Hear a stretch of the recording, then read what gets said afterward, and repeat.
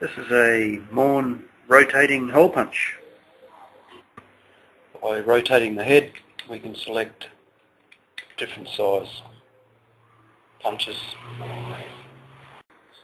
I've had this one for quite some time, quite a few years now.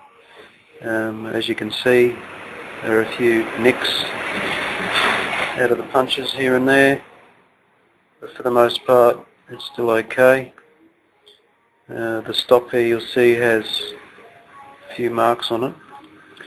And the reason this one's lasted me this long is because when I punch a hole,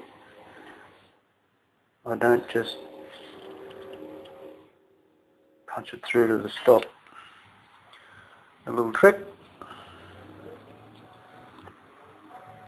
I'll put a hole through this piece of leather. When I do it,